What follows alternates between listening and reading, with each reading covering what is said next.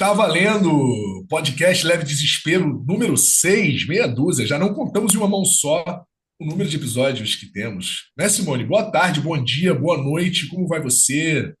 Já está rindo, já está leve.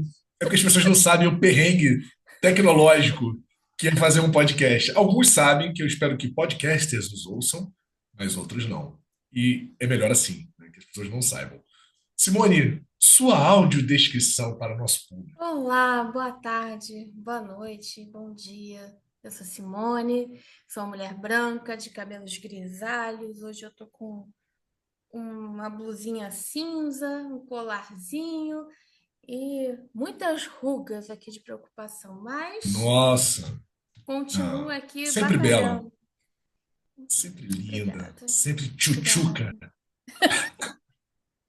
Ok, Oi, eu vou fazer a minha, fazer a minha audiodescrição. Eu sou Carlos Alexandre, sou um homem branco, levemente queimado de praia, uhul. É, tenho cabelos quase grisalhos ali no lateral, barba grisalha, curtinha. Hoje estou com a camiseta do grande Kendrick Lamar, Be Humble, né?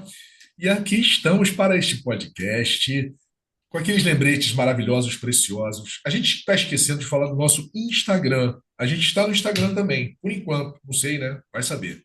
A gente está no Instagram, que é Podcast Leve Desespero, tudo junto. Ali a gente publica, enfim, algumas, não só os avisos dos temas, dos podcasts, quando eles estão no ar, como a gente publica ali um story ou outro, fala alguma coisa ali com a galera, e vocês podem comentar por lá também. Mas mais importante que o Instagram são os nossos canais através dos quais você vê ou ouve o podcast. youtube.com/arroba leve desespero. Estamos no YouTube em versão vídeo, vocês estão vendo nossas lindos rostinhos. E nos tocadores de áudio favorito, o importante, tá? A gente fala isso toda semana. E vocês, por favor, se quiser. Aí, melhor parada é pausem agora o podcast depois que eu falar, né? Não agora, daqui a pouco. Então, por favor, curtam o episódio, sigam o podcast no tocador, curtam o episódio no YouTube, sigam o Leve Desespero no YouTube, e aí vocês continuam assistindo o programa. Quer ver? Agora pausem. Pausaram? Façam isso tudo e agora voltem para cá. Não, a gente está demais hoje, né? Tudo isso para quê, Simone? porque Tudo nós isso para falar buscamos sobre o quê? Buscamos o que a quê? gente. A gente busca alegria e felicidade na vida. Macro Ah, senso. Mas no tá bom. estrito senso, o tema de hoje, vida profissional e sucesso.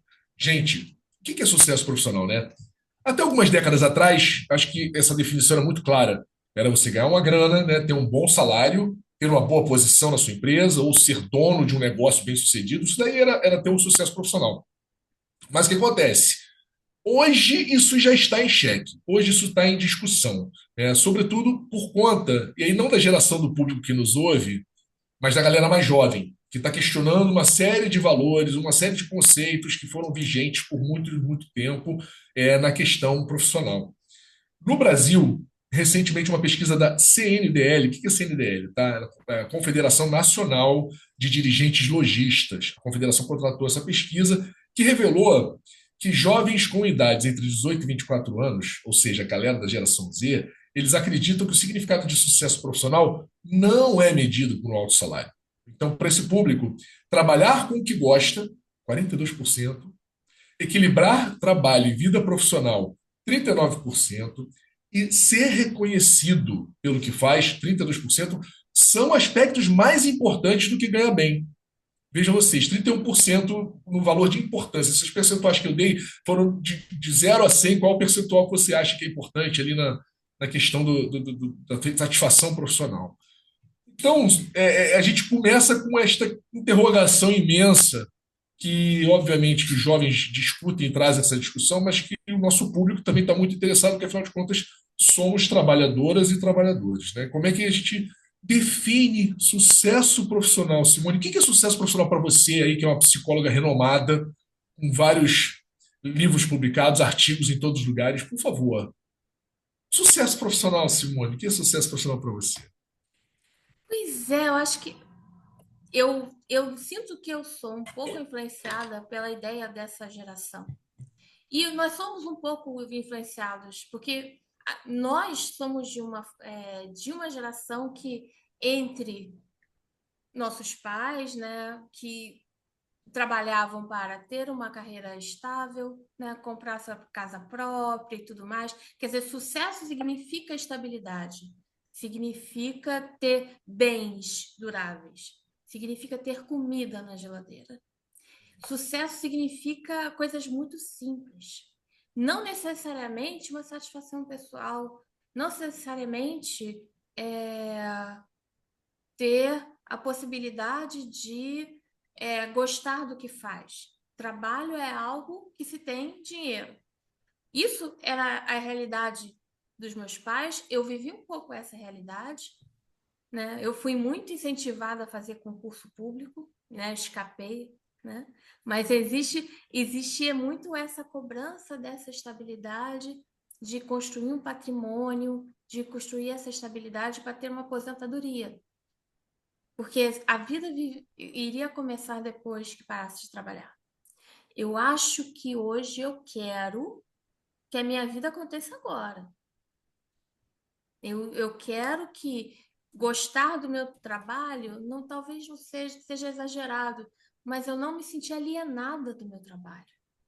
Eu ter um trabalho na qual eu veja sentido que eu possa colaborar de fato com a sociedade. Não seja apenas gerar relatórios que ninguém vai ler. Mas para Bom. você, o que você E acha? para mim, a minha pergunta, quando perguntam para mim qual a definição de sucesso profissional, minha resposta é quem souber me ensine, por favor, que realmente é uma grande dúvida. Fala, Simone, você está no Não, mute. eu tô aqui meia hora Você está aqui, só? né? E você me manda uma dessa que você não sabe Não, definir? eu estou sacaneando, isso é só uma piadoca. Na verdade é o seguinte, e aí eu vou fazer uma observação sobre o que você disse. Né, as gerações anteriores era aquilo, né? Era trabalhar para poder construir um patrimônio, para depois usufruir desse patrimônio. Mas aquela galera pensava que o trabalho era um componente da vida deles. Mas um componente muito, muito ali, 80%, 90% da vida, sei lá. Né? As pessoas que era uma mentalidade, era um senso comum, pelo menos que era o objetivo a ser alcançado, era que você pensasse no trabalho, trabalho, trabalho, trabalho, e aí gozar a vida, deixa para depois, mas quando você sai, você chega em casa, bem, muitos já desligam essa componente de trabalho. Isso era lá atrás. E agora, como você bem disse, eu acho que, por mais que esse pensamento seja trazido pelas gerações mais jovens, é uma coisa que influencia muito a gente de 30 mais, 40 mais. Eu acho que a gente está sendo muito influenciável por isso, influenciados e influenciadas por isso. Que o trabalho seja um componente da sua vida e não a sua vida. Opa, mas não era assim lá atrás? Não era um componente da vida também? Era. Só que o que acontece é o seguinte: eu acho que agora a gente discute o peso dessa composição do trabalho na nossa vida. Né? A gente discute também a questão do tempo, como você bem disse. Eu não quero projetar, não é uma coisa da formiga e da cigarra, que a formiga está botando as coisas lá no formigueiro para se preparar para o inverno. Na verdade, para se preparar para a boa, né? Para o verão, Uhum. para gozar a vida. Não, a gente vê valor em gozar agora, porque a gente sabe dos perrengues que a gente passa, a gente sabe que a finitude ela é uma realidade, né? A vida é realmente um sopro, esse clichê da vida ser um sopro é verdade, e a gente vê valor em fazer as coisas para que elas aconteçam nesse momento. Muitas pessoas interpretam esse imediatismo como uma impaciência. Ah, porque essa geração é muito impaciente. Depois a gente até vai falar de gerações mais jovens de forma mais detida, mas eu acho que não. Particularmente, eu acho que não. Eu acho que sim. Nem sempre. É claro que a gente vai passar mais uma vez pela questão dos privilégios que temos. Né? Então, óbvio que tem gente que não tem escolha. Né? Tem que trabalhar, ralar pra cacete e no que for, no que aparecer e vambora, porque tem que botar, tem que pagar né, a comida de hoje, de amanhã, então Uhum. vamos para a labuta. Mas eu acho que sim, as pessoas, essa busca ela é muito legítima. Buscar ser feliz no trabalho é uma busca legítima. E fazer com que o trabalho seja parte da sua vida, não, sabe, a sua vida seja uma participação ali quando o trabalho dá uma folga, é fundamental no meu entendimento. Eu acho que isso daí é um bom aprendizado. Eu gostaria de sublinhar algo aqui que você colocou, de escolher no que trabalhar como um privilégio. Sim. Porque isso eu acho que é muito vendido como uma utopia.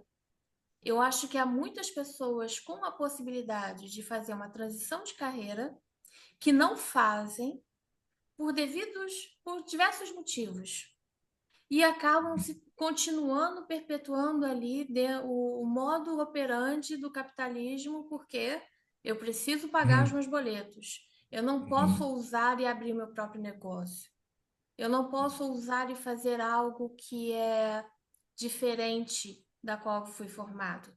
Eu preciso fazer uma faculdade, né? Ter uma graduação, ter um diploma, ser associado a um conselho, ou ter umas certas certificações. Existe aí toda uma indústria de educação profissional também que vem de que eu tenho que continuar me aprimorando, me aperfeiçoando, mesmo que eu não sinta vínculo Uhum. emocional com o meu fazer. Eu passe 8, 10 horas do meu dia dedicados a algo que eu não me identifico de forma E alguma. não, e não à toa, né, isso é uma herança da galera antiga, como também, se você for fazer um paralelo, o que que está falando de trabalho, que era um componente fundamental, central das gerações mais velhas, mas também a questão, por exemplo, do matrimônio, do casamento. Não importa se o seu casamento esteja uma bosta, se você não gosta mais do seu companheiro, da sua companheira, casou, amigo, casou, amiga, vai continuar com ele ou com ela. Então, essas mudanças, elas eram desencorajadas, né? Você mudar é um ato de coragem e não deveria ser. Isso é muito doido, porque é exatamente isso. Coragem é uma resistência, é uma imposição frente ao medo, sabe? A existência desse medo já diz muito sobre quem somos, o modus operandi da nossa sociedade. Nós vivemos com medo. Então a gente Uhum. vive com medo de mudança. Só que esse medo da mudança ela é ainda mais cruel no sentido do trabalho, porque a gente, sobretudo aí você vai camadas, né? Num país de terceiro mundo, num país de desigualdade muito forte, né? As camadas vão se colocando. E aí as camadas são camadas de medo também. Pô, eu estou conseguindo pagar minha vida, eu estou conseguindo resolver financeiramente minha vida com o que eu tenho hoje, mas não sou feliz. Por que que eu vou dar um passo no sentido de arruma um hobby, né? Por que que eu vou dar um passo profissional para mudar e, de repente botar em xeque, botar potencialmente pôr tudo a perder que eu construí até agora, Uhum. né? Então não tem essa coisa de vai arrumar um hobby, né? Que antigamente as pessoas falavam assim, cara, faz o seguinte, quando você estiver trabalhando, vai fazer uma jardinagem, vai fazer um aquarismo, botar peixinho no aquário. Não mais, a gente quer fazer com o trabalho. E sim, isso dá medo. E o fato de sentir medo, como eu disse, acho que já é um grande determinante assim do que a gente vive nessa vida. Eu acho que existe uma grande mudança que é também recente nesse sistema, que é o escasseamento de vagas da CLT. Porque Uhum, o modo de trabalhar tendo estabilidade no serviço público ou na CLT significa que eu terei 30 dias de férias por ano, que eu vou viajar, que eu não vou estar no trabalho, mas que a minha renda durante o ano vai possibilitar que eu saia, né, que eu não esteja presente no ambiente de trabalho, que eu vá para a praia, que eu vá para a Disney, que eu só fique no boteco da esquina tomando cerveja o dia todo, que eu pinte a minha casa, que eu faça qualquer outra atividade que não seja o uhum. trabalho formal. E hoje nós temos várias, cada vez mais raro pessoas que conseguem tirar 30 dias de trabalho. Mesmo CLT, De né, uma férias, 3 última. dias de férias. Desculpa, ai, quem dera só 30 dias de férias, né? Né? Vamos tirar 30 dias de trabalho, a escala, sei lá, 364 por um, né? Quero. Que é do Papai Noel, né? Que sacaneia que fala Papai Noel, é isso aí.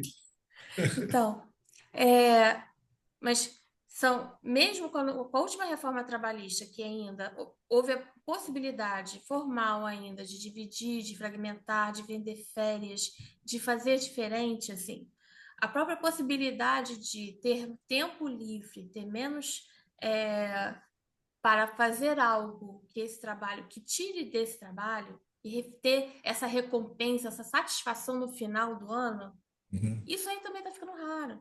O que nós estamos vendo é cada vez mais uma precarização do trabalho, com pessoas que trabalham 365 dias por ano, 366 se for bissexto,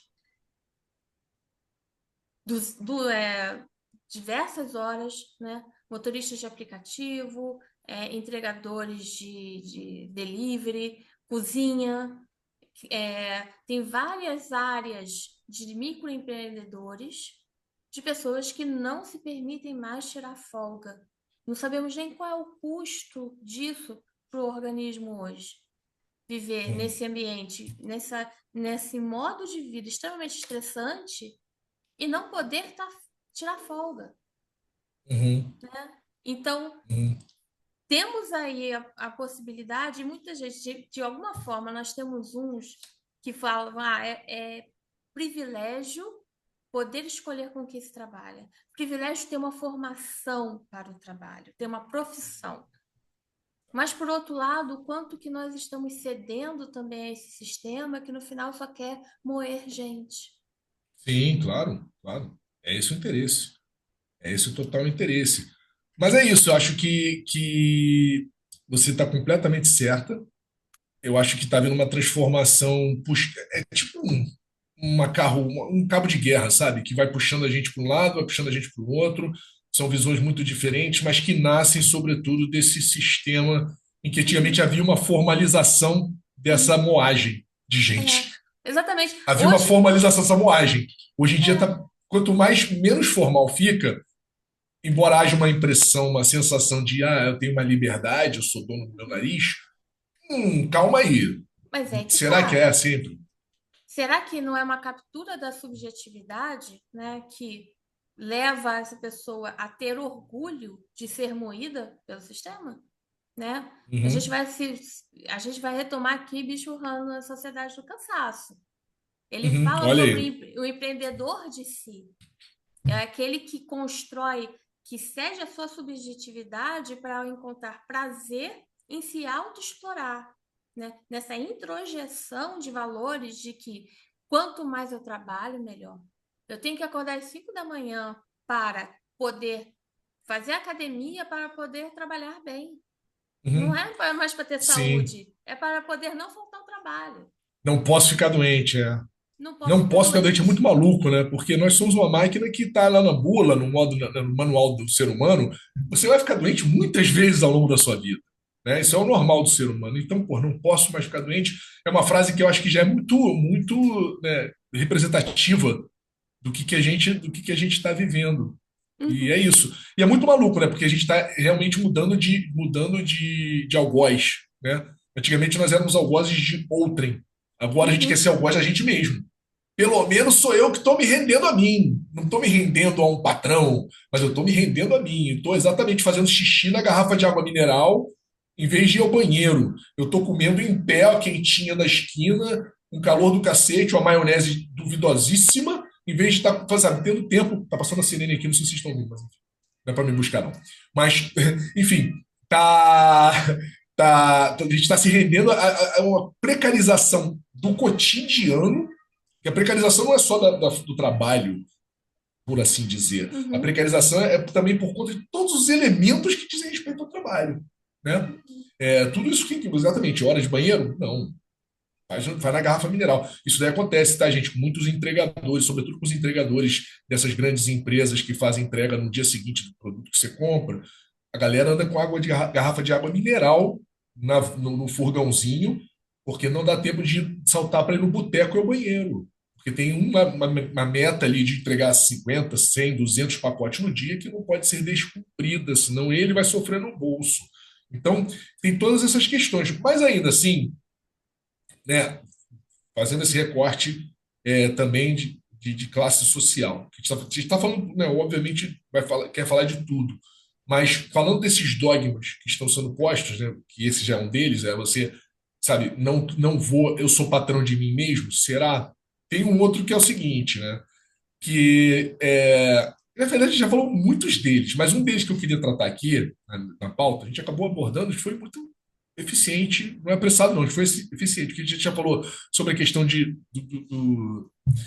mudar de carreira, que é importante, mas a gente vai voltar a falar. Mas o que eu queria falar agora é o seguinte: gerações, as novas, eu já escutei isso algumas vezes, e provavelmente vocês que nos ouvem já escutaram, Simone já escutou.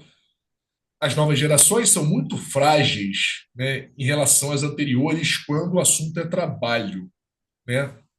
E aí a gente ouve falar muito, cara, isso daí, o que que você pensa sobre esse conceito de fragilidade, Simone? A gente é mais, a garotada está mais frágil mesmo do que a gente, nós somos mais frágeis por sermos influenciados pela garotada, nós somos mais frágeis do que nossos pais em relação à questão do trabalho, Na resiliência verdade, corporativa, na verdade, profissional. não é legal ser frágil também?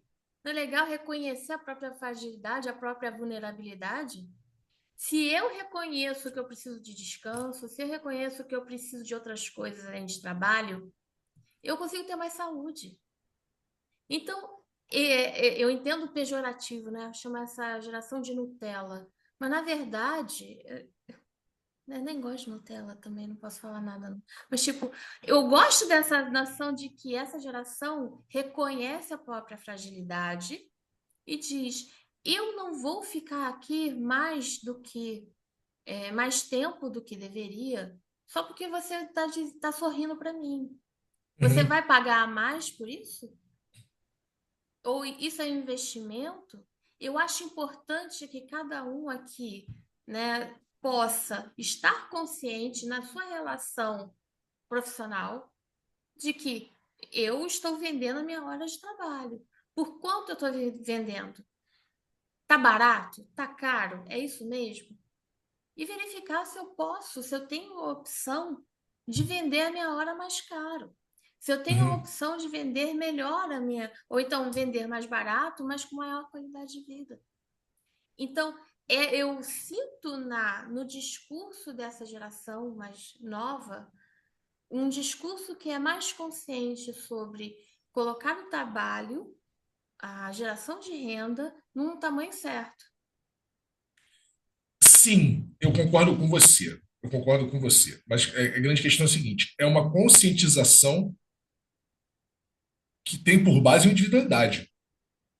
Uhum, Entendeu? Não é exatamente uma consciência social de que esse mundo está todo cagado, que nós somos nesse leve desespero, leve nem sempre, desespero, e que por isso a gente tem que repensar as relações de trabalho. Não, é sim uma reformulação, mas é uma reformulação que parte da individualidade. Eu não quero ficar assim. Não olhando para Simone, não estou olhando para o lado, não estou olhando para o coleguinha do lado, não. Eu estou olhando para mim.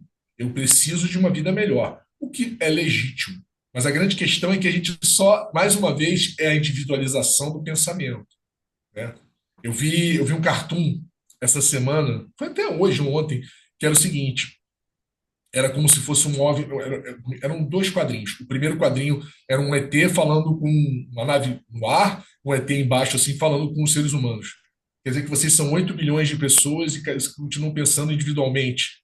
A resposta, sim. Aí o ET, aí no quadrinho 2 é a nave indo embora. Exatamente, cara, como é que pode a gente ainda não pensar isso coletivamente? Mas é muito, ao mesmo tempo, não deixa de ser, não ter um aspecto positivo, porque é um repensar das relações, né? Eu acho que a estrutura está aí para a gente chacoalhar mesmo. A gente precisa chacoalhar esse pensamento, a gente precisa questionar o tempo todo. Eu acho que se a gente não questiona o que a gente vive, o que a gente sabe, tudo que a gente faz, né? A gente tem esse questionamento saudável, questionar não é, sabe, atritar necessariamente, mas realmente pensar o que a gente está fazendo, a gente não sai do lugar. Então, a gente está saindo do lugar com essas questões novas, com essa questão de eu mereço mais, eu mereço ser mais feliz, embora o eu esteja na frente, continua sendo eu uhum, sublinhado em negrito e não estou pensando no outro, é uma discussão que está acontecendo de um jeito muito torto, uhum. mas está acontecendo, né? Da mesma Eu, forma que, ó, fala. eu acho que cada um tem uma possibilidade única, né, singular, de buscar recursos para lidar com esse mundo que é tóxico, com o mundo do trabalho que é tóxico. Tem Uhum, aquele que vai isso. abraçar, né, vai seguir todos os coaches, vai buscar todas as dicas de produtividade, vai se sentir cansado por procrastinar, vai se sentir cansado, culpado porque está se sentindo cansado demais, porque não conseguiu fazer hora extra. Existe esse que vai individualmente reagir dessa forma. e existe aquele que individualmente vai reagir de outra forma. A questão toda é: existe um fenômeno coletivo que nos separa. Existe uma forma eu acho que é de cima para baixo, porque as empresas lucram muito, né? Até o próprio governo lucra muito em nos dividir. Acho que um principal aqui que eu falo sempre é sobre os sindicatos. Como, de repente, eles foram dissolvidos e ninguém mais acredita na possibilidade da sindicalização. Seja qual for o tipo de união, de mobilização coletiva por melhores condições de trabalho. Mas Uhum. nós somos de uma geração que viveu muito de CLT, você já deve ter visto a famosa listinha que passa uma vez por ano, né? O RH fala, olha, quem é que quer ser, né, sair, não contribuir esse ano com o sindicato, Uhum. escreva Sim. essa carta aqui. Hoje é o contrário, a gente tem que escrever uma carta, né? O trabalhador tem que se escrever uma carta para dizer que quer contribuir com o sindicato. O que que Uhum. isso Sim. significa, né? Como nós fomos, a nossa subjetividade foi capturada de tal maneira em que nós estamos sozinhos e estamos gostando de ficar sozinhos. Porque a gente pode tomar, cada um pode tomar a decisão que for. Não preciso do outro, eu não preciso do Uhum. coletivo, né? Sim, sim, não precisa do outro, não precisa do coletivo. E as decisões são todas realmente, como a gente já falou, permeadas pelo parte individual. A gente listou aqui alguns dogmas, né? Que a gente vai, vamos fazer um bate-bola, tentar fazer um bate-bola com esses dogmas, que eram dogmas em xeque até, ó, vamos lá. É preciso fazer o que dá dinheiro, e não necessariamente o que se gosta. Isso era o dogma que a gente já falou aqui. Uhum. As pessoas estão repensando, mas, vamos Mas aí lá. que tá. Para que eu Hum, quero dinheiro? Para que eu quero mais dinheiro? Porque não é eu só. tenho uma resposta, assim, Vai lá. não, olhando pelo viés, não pela minha visão particular, que você, né, acho que todo mundo já sabe, eu quero dinheiro para ser feliz, né? Eu não quero ostentar, não quero nada disso, não. Eu quero só ter uma qualidade de vida. Eu quero que o dinheiro me proporcione uma qualidade de vida Uhum, que, infelizmente, né, ainda está conectada em algum modo ao poder aquisitivo, né? uhum, Mas eu acho que de um jeito total é isso. É basicamente as pessoas estão querendo é, realmente é exatamente isso. Quais são as moedas correntes, né, da nossa vida? Quando a gente fala de trabalho, a gente está falando imediatamente de remuneração de dinheiro. Mas uhum, acho que as pessoas estão entendendo agora que existem outras formas de remuneração. Que é uhum, exatamente isso. Quanto é que vale uma tarde sua com seu filho, com sua filha, com seu uhum, irmão, com sua companheira, com seu companheiro, sabe? uhum. Né?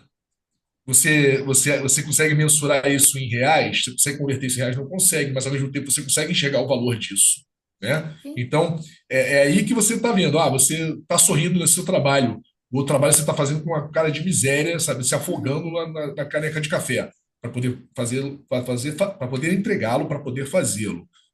Não é mais legal você sorrir? Não tem um capital maior ali? Então, acho que essas discussões estão sendo postas, mas é isso, eu acho que sim, existe um questionamento forte, quer dizer, não é acho, está aí para todo mundo uhum. ver, a respeito disso. E, enfim, é, uma, é, Assim, o, tu- é a pasta que sai do tubo, acho que não volta também mais, não, como eu falei. porque tem uma questão que eu tenho notado muito também, né? Um questionamento sobre da crença de preciso fazer cada vez mais dinheiro, né? Essa crença básica de que sucesso é fazer mais dinheiro. Mas será que sucesso não é fazer dinheiro o suficiente para ter uma vida? Eu estou generalizando aqui. Porque eu, por exemplo, eu saí de uma cidade grande, cara, que me remunera melhor, mas a minha qualidade de vida era péssima. Então eu fui para uma cidade que é mais barata, eu ganho menos, mas acaba até sobrando mais dinheiro, sabe? Uhum. E A aí eu qualidade, consigo. o custo de vida é menor. O custo de vida é menor. Eu não passo uma hora dentro de um vagão de um trem ou de um metrô, ou dentro de um ônibus para ir trabalhar e outra hora para voltar. Eu vou a 10 minutos, né? Eu estou em casa aqui andando a pé. Então, existem as possibilidades aí de quebrar essa crença de não necessariamente fazer todo o dinheiro possível, ganhar mais, mas qual é o custo de ganhar mais? Porque não adianta também se eu estou ganhando R$ 200 a mais para trabalhar do outro lado da cidade e ter que pagar R$ 200 de Uber todo dia para ir Uhum, trabalhar. uhum. Isso está entrando na conta. Essa conta precisa ser feita. Sim, Será que sim. vale a pena? Será que sucesso, eu estou sendo bem sucedido nesse trabalho, nesse emprego, né? Nessa fonte de Uhum, renda, simples só por ela mesmo, pelo dinheiro que eu faço? uhum. Acho que não. E mudança de carreira, Simone? A gente estava falando aqui dessa coisa do. Eu tenho antigamente, né, que eu mirei nessa carreira, vou ter que fazer isso o resto da vida.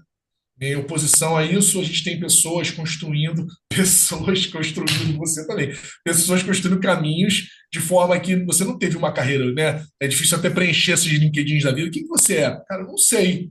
Eu agora, por exemplo, neste momento, literalmente neste momento, quer dizer, não neste momento, que agora eu vou falar, você está gravado, mas você está vendo a gente gravado. Mas nesse momento em que está sendo gravado, eu estou sendo podcaster. E aí? Uhum, Eu uhum. sou jornalista de formação, já fui publicitário, já fui de marketing esportivo. Eu estou fazendo um curso de locução neste momento e eu sou roteirista, né? Mas eu não sou só uma coisa ou outra, né? A gente é várias e valor nisso, né? As pessoas começam a enxergar valor nisso, que é muito bonito, né?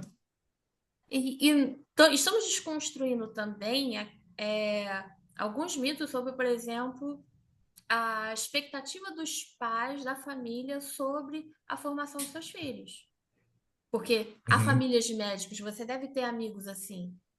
Todo mundo é médico na família, todo mundo é advogado na família, todo mundo tem que ter curso superior. Isso aí já começou a quebrar um pouco. Eu não preciso seguir, né? Se a minha família tem um comércio, eu não preciso continuar trabalhando no comércio, na pequena indústria da minha família.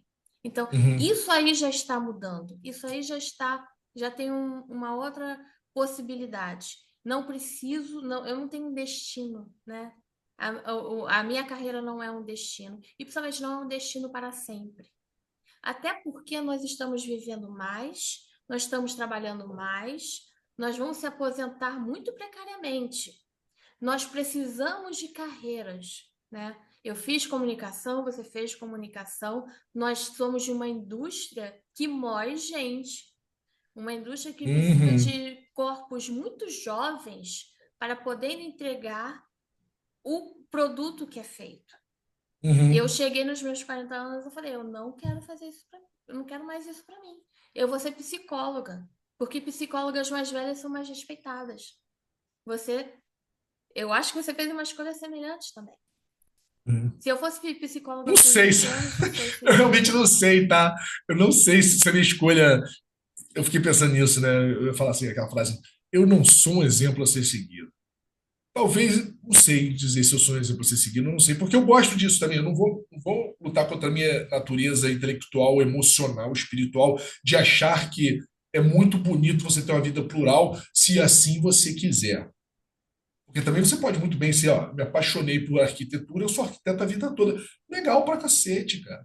Mas quem se apaixonou foi você, né? Quem trouxe a motivação, ela é intrínseca, ela é sua, ela não vem de fora, né? Ao passo que, enfim, eu acho também muito legal, particularmente falando, no meu caso, é arriscado pra cacete, é muito maluco no ponto de vista mais certinho, mas ao mesmo tempo é de uma riqueza muito legal. Você poder falar, o que que você fez? Então, anota aí que eu fiz. Eu fiz isso, fiz aquilo outro.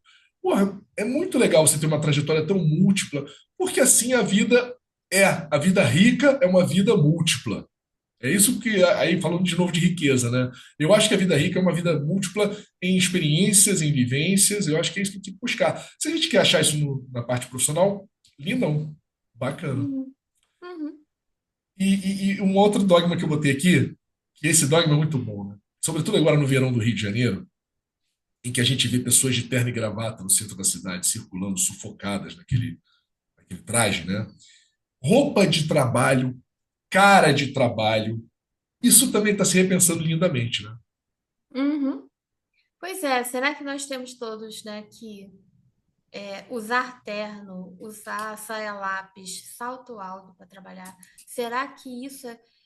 O que que é essa experiência aí de ter a roupa de trabalho, né? Eu, a- eu acho que isso tende a fazer diferente, até porque o mundo está ficando mais quente. Não há como, assim, uma experiência que eu tive, assim, a vida toda eu morei no Rio de Janeiro, eu andava pelo centro da cidade com aqueles calçados de pedra portuguesa de salto, e claro que isso prejudicou imensamente meus tornozelos. E aí, uma experiência que eu tive, né? E viajar tem essa coisa bonita de entender. Eu fui, eu tive uma viagem, uma oportunidade de estar em Nova York.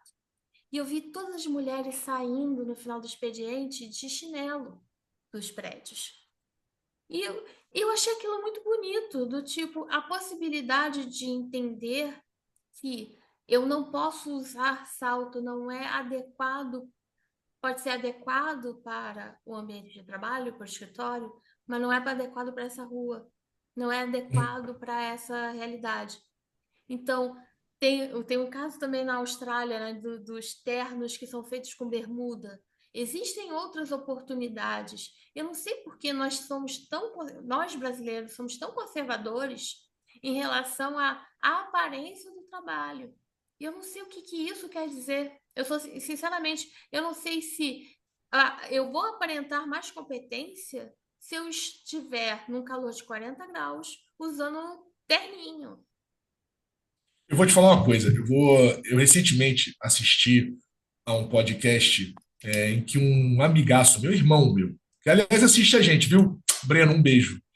Falando a respeito sobre. Ele é advogado trabalhista, tributarista, de um grande escritório do Rio de Janeiro, e ele falando a respeito da importância do traje na carreira dele, né? E residente no Rio de Janeiro, tá? Embora no Rio, passa esse calor todo que a gente passa.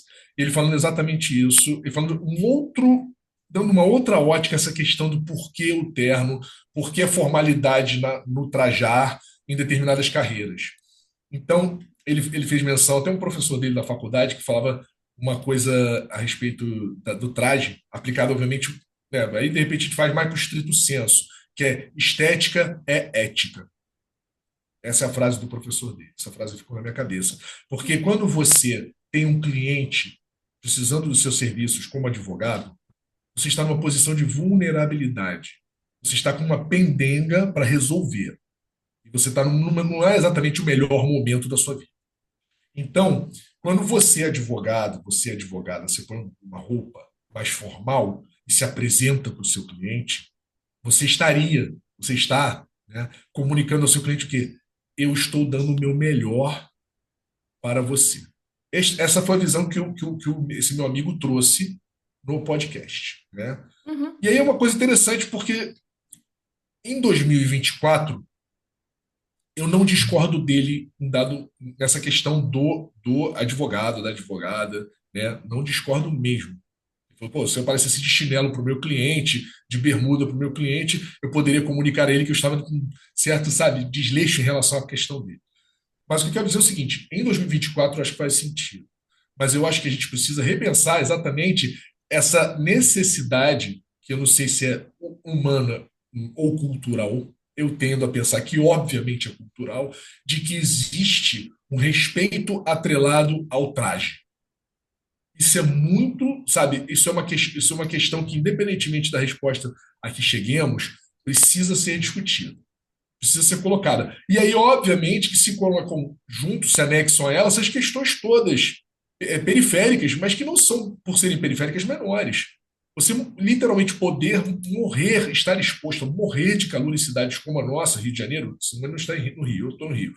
É uma realidade, sabe? Isso é a realidade. Você pode morrer de calor no Rio. E você morreu de quê? Morreu de agradar o cliente. Morreu de servir a uma cultura, sabe? Que hoje é vigente, e foi o que eu falei, dá para entender, mas até quando? A gente precisa começar a discutir esses nossos valores de agregar, né? Ter o respeito atrelado ao traje, né? Eu acho que isso daí, óbvio que nós estamos falando sobre séculos, de cultura criada. Não vai ser Uhum. amanhã que a gente vai quebrar isso, mas a discussão é válida. Inclusive, eu vou só falar uma coisa rapidíssima. Teve um movimento recentemente não, coisa de 10 anos, dos publicitários falando do bermuda sim, que era exatamente você poder usar bermuda no ambiente de trabalho. Algumas agências toparam, algumas agências faziam. Eu, felizmente, trabalhei em agências que eu podia usar bermuda, e era curiosíssimo, porque eu trabalhava num edifício comercial aqui muito conhecido no Rio de Janeiro, que é o edifício Argentina, que tem, inclusive, bancos de investimento. E a agência que eu trabalhava estava lá, e aí você subia no elevador com os executivos dos bancos, né, mais fodaços assim, e a gente de bermuda e tênis. Os caras olhavam, fuzilavam a gente com os olhar, não sabia se era exatamente fuzilando discriminação ou fuzilando por inveja, mas estavam fuzilando a gente.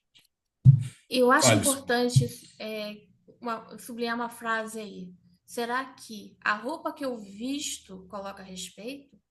Ou há algo maior? A minha postura diante dos meus colegas de trabalho, da minha chefia, dos meus clientes. A postura, sim, inclui a roupa que eu visto. Mas não adianta nada eu botar um terno de 20 mil reais e não expressar competência, não perfeito. expressar isso. Mas essa nem é a questão dele. A questão dele é o seguinte: é Sim, que um não exclui o outro. É preciso ser competente, é preciso ser ético, é preciso ser, sabe, correto e sério. Mas a roupa, ela é necessária para antecipar ao cliente que ali está uma pessoa íntegra, proba. Entendeu? É essa parada, sacou? É essa a grande questão. É a gente desvincular. Para mim, é esse vínculo, entendeu, Simone? eu acho que rola todo um novo episódio aqui, pô. Vamos botar na nossa lista aí só sobre moda. Vamos falar sobre Boa, isso. boa, moda. De Mas acordo, enfim, voto com a relatora. mas por acaso entendemos sim que certos códigos de moda mudam, piercings estão liberados, tatuagens estão liberadas, não é? Tipo, é claro que ainda é muito específico. Pintar o cabelo de cores não naturais, né? Ou deixar o cabelo, né, grisalho, né? Sim, Não eu acho fazer as lindo. É. unhas. As unhas, assim, eu tive aula, né? Como eu sou dessas antigas, eu tive aula de etiqueta no Senac. E, tipo, Uau. isso significa havia uma forma de se portar para o mundo do trabalho onde era muito menos importante a minha postura profissional. Se falava muito menos da forma como eu demonstro competência, de como eu me relaciono, que hoje é fundamental, né? A relação interpessoal é fundamental aí para quem chega no mundo do trabalho, mas na época era mantenha o seu cabelo arrumado, né? Cabelo natural, assim, né? Tipo o meu, ou, né? Uhum, Cabelo das uhum. pessoas negras, né? Tem que alisar, tem que não botar natural, tem que Terrível, terrível. É, botox e progressiva. Existe uma terrível. série de intervenções no corpo que vai para além da roupa. Não pode ser gorda. Existem várias expressões aí. Não pode ter expressões de gênero, expressões de sexualidade. A pessoa vai Ou deixar seja, o quê? sufoque a sua identidade, é preciso padronizar, né? Sufoca a Exatamente. identidade em nome de uma padronização. E eu tenho uma história sobre isso muito legal, que é minha mesmo. Eu uso piercing, não sei se vocês veem aqui, eu tenho um piercingzinho. E esse piercingzinho aqui, esse furinho, tá fazendo 25 anos. Eu pus no ano de 2000. Na época eu trabalhava numa emissora. Eu vou falar emissora, eu trabalhava na Rede Globo de televisão. Mas eu não aparecia no vídeo. Eu era editor de texto e produtor de reportagem. E eu um dia apareço lá com o quê? Com a sobrancelha furada, com esta argola. Não, nem essa aqui, mas uma sobrancelha furada. E aí eu fiquei esperando a repercussão entre os meus chefes.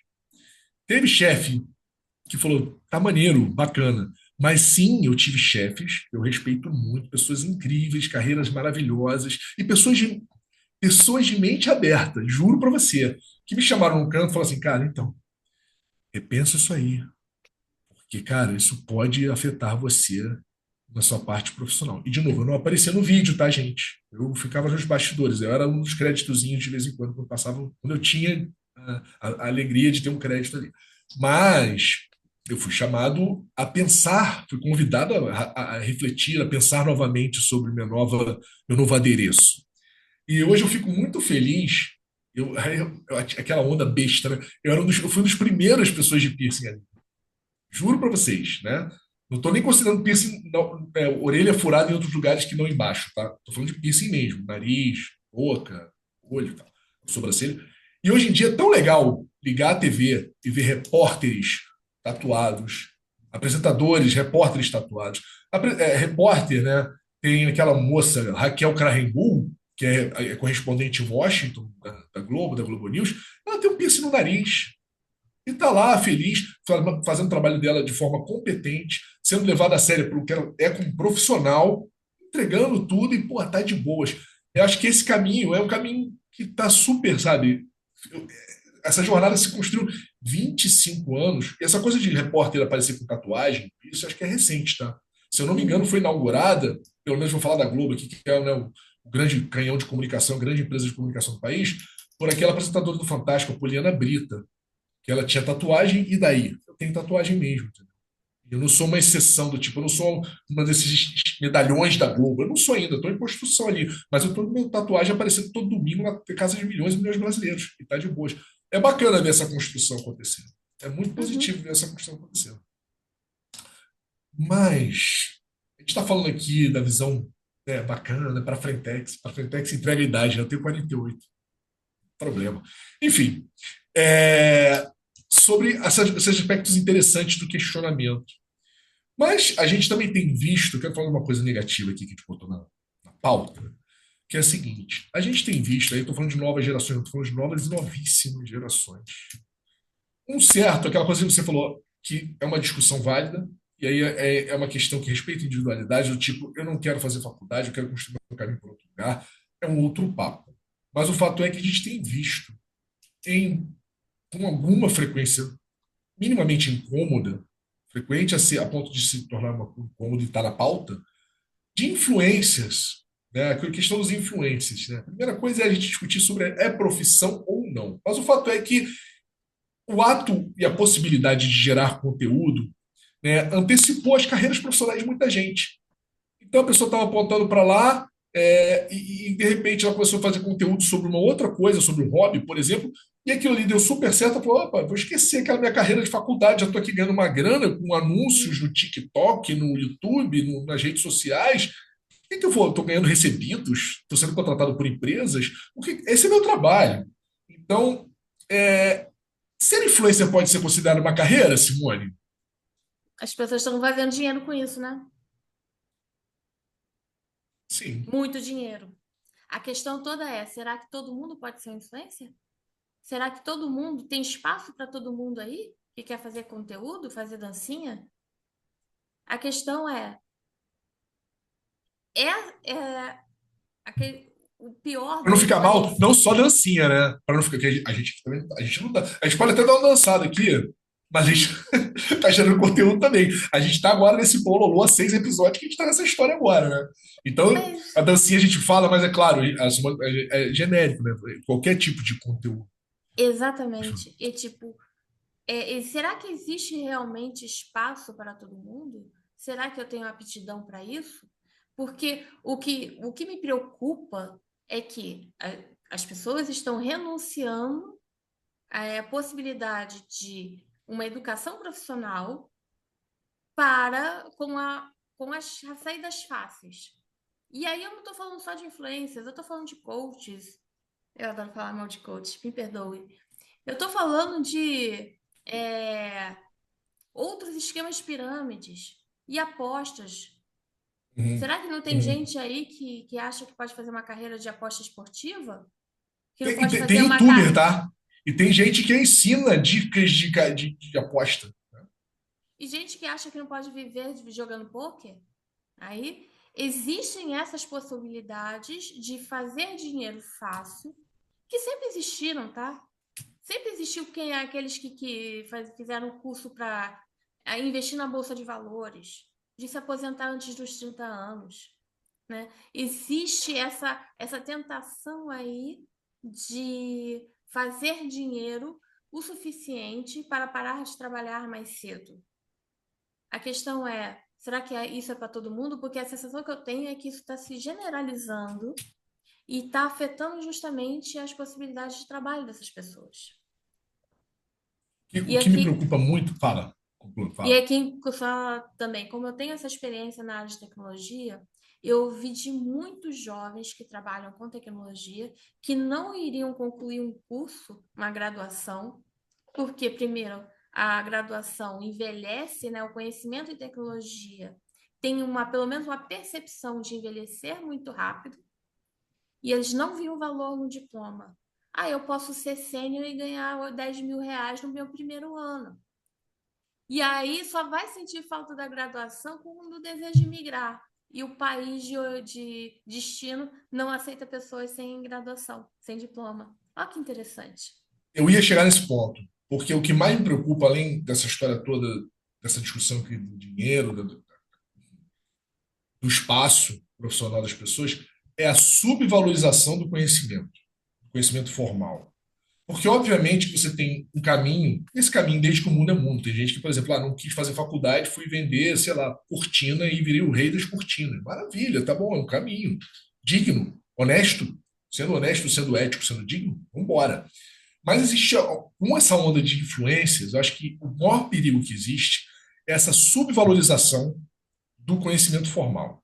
A subvalorização que se tem, e de novo, gente, nós que estou falando com pessoas da nossa cidade, a gente tem visto as pessoas falando assim, é terrível, e a gente mesmo, olha isso, a gente pode até achar que a gente não chocou o ovo da serpente nesse caso, não, mas a gente colocou o ovo. Porque não é de hoje que a gente fala a frase, ah, eu sou jornalista, porra, tava lá estudando tabela periódica para quê? Uhum. A gente desclassificou muito tempo o conhecimento. Essa história não é recente, começou com a gente. Porra, eu lá estudando equação de segundo grau, virei jornalista, tô um pouco me lixando para equação de segundo grau. Ali já era jogar o conhecimento para debaixo do tapete. E hoje você tem uma garotada falando assim, cara, eu não vou fazer faculdade. Para que fazer faculdade, ficar 4 anos na faculdade? Tem uma conexão entre as duas coisas, sabe? Mas, de certa Sim, forma, agora está mais grave. Fala. sim, mas não é só isso. Existe dentro da operação do sistema sobre uma Uhum. desvalorização de um conhecimento que é generalista. Vide Sim, o projeto do novo ensino médio, né? Você tira, sim. né?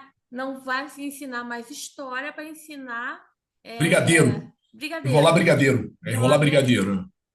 Então, o Isso. que está acontecendo? Toda essa discussão sobre o novo ensino médio passa por aí. Que Uhum. tipo de informação que nós precisamos que é adequada. E no final, o que a gente vê é escola pública vai ter um projeto pedagógico que é mais precário do que as escolas particulares. Estamos Uhum. aumentando o abismo entre elite e o restante da população brasileira. Então, Perfeitamente, perfeitamente. Exatamente. É muito. É claro que a gente tenta aqui separar as coisas para a gente poder ir no detalhe, mas acaba que isso não é uma característica acho que, do tema desse programa, desse episódio, mas dos outros também. As coisas não estão desconectadas. Nada está desconectado. E não pensemos nós, não sejamos ingênuos a ponto de achar que é uma grande casualidade essas coisas estarem conectadas. Existem planos, sim, existem agendas, sim, né? Nem sempre, por mais que às vezes elas não façam teoricamente ou diretamente parte de um plano, elas acabam servindo a ele, muitas vezes. Então, sim, entendeu? Essa coisa da desvalorização do conhecimento formal, uma vida mais pragmática, né? Acho que a gente está falando também muito de pragmatismo, é extremamente perigoso, porque é exatamente isso. Quando você tira a educação, o conhecimento formal, você está tirando uma possibilidade de se pensar, de se desenvolver um pensamento analítico sobre vida, sobre trabalho, sobre tudo, na verdade, sobre tudo, entendeu? É muito problemático mesmo. Enfim. Simone, olha aí, a gente já está tendo 50, mais 50 minutos de programa. Uma última questão na pauta aqui, né, que a gente tem que discutir, que são os 30 a mais, os 40 a mais nesse cenário. A gente está falando muito de juventude, de coisas que estão sendo discutidas pelos, né, os hoje que têm 20 anos, né, 20 alguns, né? Mas a nossa geração, 30 a mais, 40 a mais, A gente está onde nessa história toda, nesse cabo de guerra de pensamento clássico sobre trabalho versus pensamento contemporâneo disruptivo sobre trabalho? Onde é que a gente está nessa história? O que que você acha? Eu acho que a gente está no meio do caminho, tá? Eu acho que a gente está no meio do caminho. A gente está, de novo, vamos valer da coisa do cabo de guerra. A gente vai para lá e a gente vai para cá. Porque a gente, muitos de nós já tem uma vida formal para dar conta, muitos de nós têm filhos, né? E pessoas que dependem de nós, depender de ter uma pessoa dependendo de si faz muita diferença e acaba que a gente fica nessa corda, nesse cabo de guerra. O que que você acha? Na verdade, eu de novo estou mais pessimista que você. Eu acho que estou completamente perdidos, correndo cada um para um lado, sabe? Uhum. É, é o próprio meme aí do Cascão, assim, correndo, o que está acontecendo? De outra volta. Eu gosto muito de outra De volta. outra volta, do Pulp tipo, Fiction, Vincent Vega. a questão é como cada um pode olhar para a própria história, pode olhar para o próprio contexto e tomar boas decisões. Mas antes, inclusive, de tomar boas decisões, é acreditar que existem essas opções, acreditar que existe a possibilidade. Porque tem muito, assim, é muito frequente o relato aqui comigo que não há opção, não há o que fazer. Eu estou preso a essa situação. Esse mundo não me deixa fazer nada. Uhum. E isso é É. a pior crença de que não há possibilidades possíveis. Enquanto elas estão aí pipocando as oportunidades, elas aparecem. Seja para uma transição de carreira mais radical, seja para uma transição para uma outra área dentro semelhante, né? Você mesmo Uhum. relatou sobre ser jornalista, ser publicitário. Ele é basicamente quase, né, São andar para áreas o afins, lado. né? São São áreas áreas afins, afins, é o É. mesmo Carreiras conhecimento, afins. você pode fazer isso. Eu fiz uma transição um pouco mais radical, né, da comunicação para psicologia, mas essa possibilidade. E aqui eu fiz, e nós fizemos essa transição que é mais ou menos aí no nível acadêmico aí da Aham. graduação. Mas por que não eu não posso largar a psicologia e plantar batata? Uhum. Sim, E sim. viver Eu, da é, terra, por exemplo. Por que que eu, e se se talvez possível essa fosse, é se o tiver condição, projeto. claro. Exatamente, Claro. porque talvez seja essa a minha possibilidade. Eu quero ter uma Uhum. outra relação com o mundo que eu vivo, para É. minha família. Eu posso sair da cidade grande e ir para o meio do mato, né? Eu posso fazer esse tipo de escolhas e poder sonhar com isso. Inclusive, uma boa transição que nós verificamos nesses últimos 5 anos, mais frequentemente, que o home office é mais é, frequente possibilitou depois da pandemia, é, por exemplo, ser nômade digital.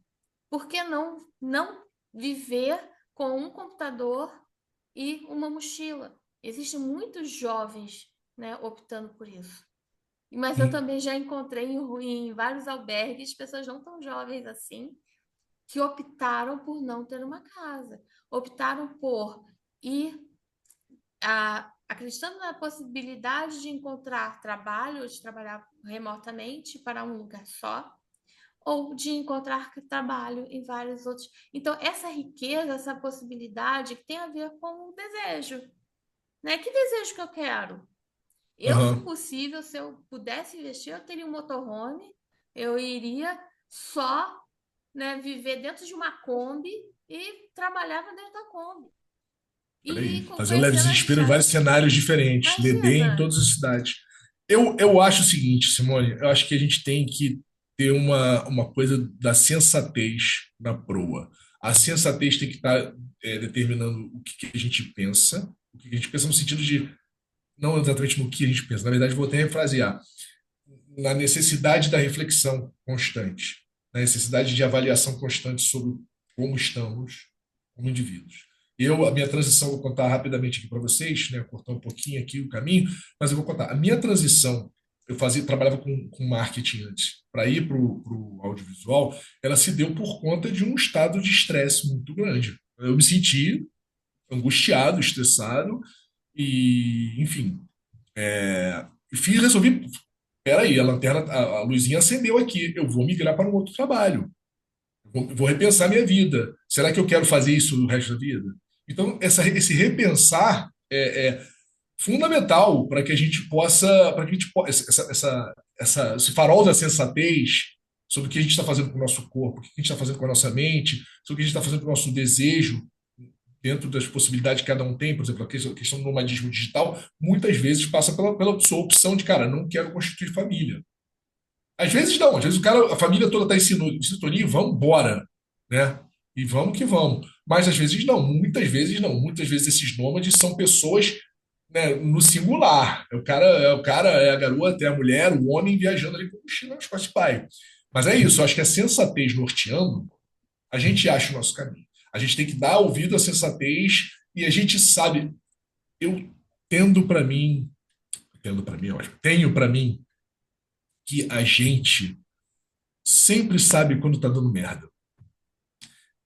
Às vezes, a gente faz ouvido de mercador ali, ó, não quero ouvir, não quero ouvir, mas alguma coisa fala assim, cara, você tá na merda e você sabe. Não desvia o olhar de mim, não, que você sabe. Então, eu acho que é muito por esse caminho, né? É a gente Uhum. tentar achar a sensatez, dar a mãozinha para a sensatez sempre, olha, vamos junto e me aponta caminhos. E a gente não se fechar para os caminhos, né? É, você Uhum. gosta de tanto falar das possibilidades, né? Não fechar para É. as possibilidades. Estar consciente dos próprios desejos e se permitir, né, viver os seus desejos. Não achar que é impossível. Existem mesmo, alguns desejos meus não são possíveis. Eu adoraria ser Diana Troy, estar na Enterprise e viajar pela galáxia, né, sendo conselheira da nave. Adoraria, sim. Existem naves viajando pela galáxia no século 20, 21? Não. Então, falhei. Mas existem outras possibilidades. Eu posso Ah, ser a psicóloga Simone Pindamonhangaba, que atende online pessoas do Rio de Janeiro, de São Paulo, do exterior. Aí eu vou me adaptando, eu vou construindo o meu caminho aí, com as possibilidades hum, possíveis. bem. Eu vivo as possibilidades possíveis. Maravilhoso conceito que Simone sempre traz. Simone, 1 hora, vamos fechar a tampa aqui? Mas Vamos, bora! antes, me conta o que te salvou de um leve desespero nessa semana que passou. Nossa, essa semana eu me entreguei completamente ao o disco de Nina Simone, a Put a Spell on You, um disco de 65, que ficou ali no repeat, só me curando.